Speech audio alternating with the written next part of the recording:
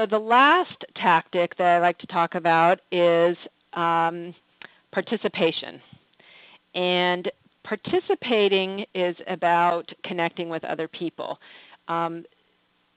Setting up alerts not only helps you find that fodder for your own content and keeps tabs on what's being said about you and saves you time, but it also alerts you to content that you may want to comment on that I touched on. It helps you keep tabs on your colleagues and the other things happening in your niche. So you want to be paying attention so that you can participate and jump into the conversation and jump into the fray, so to speak, if there's a controversy or something. You need to participate by reading and commenting on other blogs. And I know people have heard this a lot before, but it does a couple of things.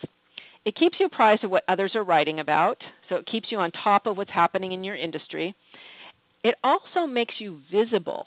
It keeps your visibility up in front of your colleagues, and it opens opportunities for collaboration. And I think a lot of people miss this part of it, is that when you are connecting with the people in your industry, there is an enormous opportunity to collaborate with them. And this goes directly to creating new business. I have met many people through blogging that have developed into business partners, joint venture project partners, that sort of thing, opportunities to write chapters in books, to present teleseminars, et cetera, et cetera. So part of that commenting strategy is about maintaining a visibility in front of your colleagues. And so I really want to stress that. If you want to go to the next slide. A lot of people say, how do I find these blogs to participate on? And there are quite a few places you can do that. One of them is Technorati.com. This is one of the largest, or is the largest blog directory on the net. You can do all kinds of searches through Technorati to find blogs or blog content based on your keywords. On the next slide. Another great resource is AllTop.com. It's Guy Kawasaki's site. It's where you can people aggregate blogs on all different subject matters. So you're actually looking by subject matter for blogs. So if you write on health and fitness, you can go to the health channel and find a gazillion blogs. And the thing here that's really important to note, and the same with blogs.com that Andy is the project manager for, is that they're curated in a way. It's not just any old blog gets on here and some crap. This is like the cream of the crop, the best of the best. So you can find some really, really good stuff. Another thing about AllTop is you can build your own channel. So you can select which blogs that you like to follow, and then you can push that out to people too, and people find out what you're reading and can participate with you that way.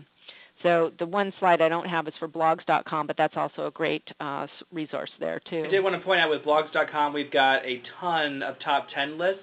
So for folks who are getting started with blogging and not sure what to write about or who to start linking to, if you just go to blogs.com/top 10, TOPTEN, that'll show you, I think we have about almost 300 top 10 lists from celebrities, from prominent bloggers, from normal people. And that's a good way to get started on finding the top blogs in your topic. Yes, I was trying to find the one that I wrote, but I could not find it. So freakish. I will check that out off the call.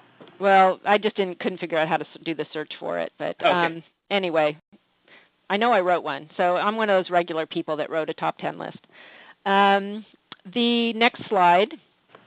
I talk about commenting and responding to other blogs and to other bloggers, and of course, I have to say this, writing nice posts doesn't work. You have to add value in your blog comment. But there's a relatively new site called Backtype.com, and it allows you to follow comments on bloggers, the other bloggers in your niche post on other blogs. So it helps you know when and where to participate in the conversation where the movers and shakers in your own industry are, what they're reading and commenting on. So it's a pretty interesting way to follow conversations and know where people are actually having those discussions, and you can subscribe to people's comments, basically. So it's an interesting. I haven't used it that much, but I'm noticing more and more blogs are set up on it so that my comments are starting to pop up. So you want to set up your account for your blog so others can follow your comments too. That's pretty much, I know we're about 5 minutes before the top of the hour, so I know I kind of rushed through this, but I just wanted to give you some few tips here and there on what you can do to start really creating a successful blog. Are there any questions, Andy, in the chat that have come up since my last moment of? Yeah, let me get those queued up, and I just put the slide on that has the contact info for Denise, so be sure you are following her on Twitter and Facebook and LinkedIn. Check out her blogs. These blogs have got archives going back a couple of years, so you could find tons and tons of useful stuff on Denise's blog. Like 5 years.